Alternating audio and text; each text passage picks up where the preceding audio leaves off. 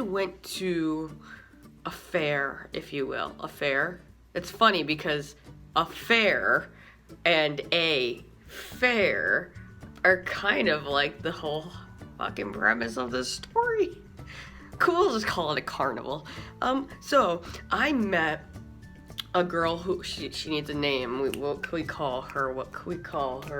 Corona. We'll call her Corona. So I was acquaintances really, with this girl named Corona, and we decided to meet up at a carnival, because if I say a fair, it's gonna sound like the end of this story. Anyways, so Corona and I are acquaintances, and we decided to basically go meet at this place, and it was for a specific purpose, and that said purpose was to talk about a potential job. And I used to work with Corona, so not in like the same team or anything or department, but like I knew that Corona was like a decent worker, whatever. So I gave the benefit of the doubt in this story to meet up and say, hey, what's up, hello, and we're like out. Now Corona is engaged. I think she's been engaged for, I don't even know like that. Corona's been engaged, and she's a hot chick, I'm not gonna lie. Like, I personally, I don't know for why, I just was never into her that way, but like, she's a hot chick. If you saw her picture, you could appreciate how somebody would think she was attractive. I did. I understood that. But I just like, it wasn't anything special. Like, I wouldn't go out of my way to like be thirsty over her. Anyway, so we're out, and at the carnival there was like ginormous drinks, and so we start bullshitting and drinking. And Corona is like, oh, you gotta taste my drink, and like feeds me the cherry in the fucking drink thing. And I was like, okay, things are getting weird, right? Before you know it, we start getting a little tipsy, and I'm trying to like vacate the situation because, one, I didn't really want to be there because it's just like, it was like a drain on my life. It wasn't like a date, it wasn't like friends, it just was. And like, now I'm starting to drink, and she's getting drunk, but as she's drinking, you know, she's like touching my leg, she's like rubbing like the nape of my neck and my back, and she's really like hammering it in there, like, you know, you're so sexy, like, you're just, you know, it's taking me every ounce to not like hook up with you. And I'm just like, what? You're engaged to Lime, Corona. Like, what the fuck are you saying right now?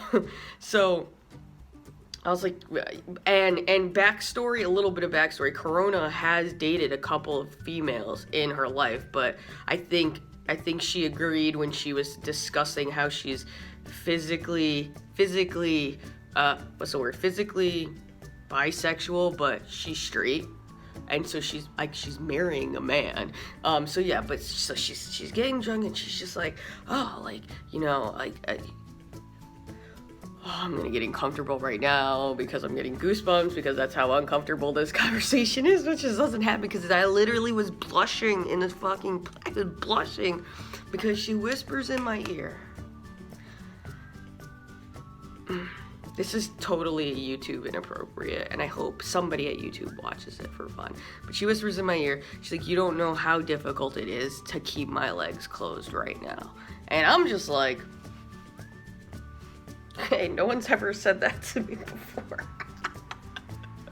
And I'm just, here's the thing. You get hit on, it happens, you know.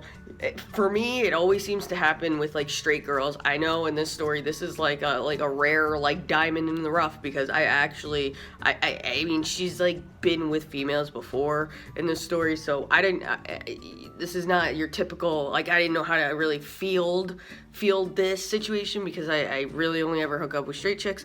But I hear this thing, and I just, and the touching, and I was just like, I literally was blushing, so that never happens, and I was like, like, I don't even know what to say right now. And going back to my apartment came up, and I just, I like did not accept that thing. Yeah, I just thought, I turned away, kinda, and it's not because, like, I mean, literally any fucking dude or anybody would have hit it. Like, but I, one, have a problem. Like, if you're involved with somebody, I don't really have a problem with it. I guess I was overwhelmed with all of the shit that she was saying, to where, like, you know, you're so sexy, you're so, like, gorgeous and confident, you know what you want, it's such a turn on, and I'm just sitting there like,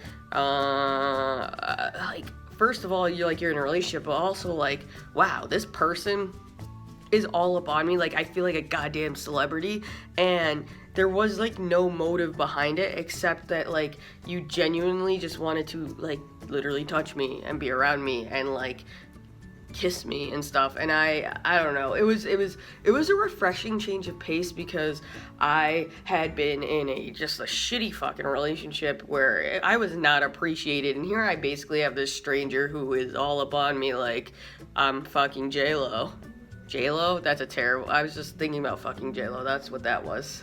All upon me, like I'm like somebody that's like the most like gorgeous thing in the world, and you can't keep your hands off me. And it was just nice to be like appreciated for like who I am, how I carry myself, what I want. And I was like, yeah, I am fucking sexy. That's right. And it was like, like I deserve to be with somebody who, like, you know, wants to be involved in my life.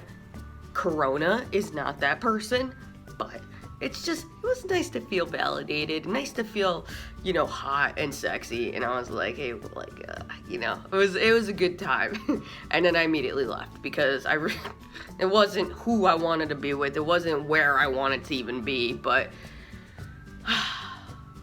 as much as I love myself, and as much as I have a high self-esteem and confidence in who I am, you know, it's very nice to actually hear dirty fucking words about how awesome I am. And that's all I gotta say. Whew. I should hit her up right now.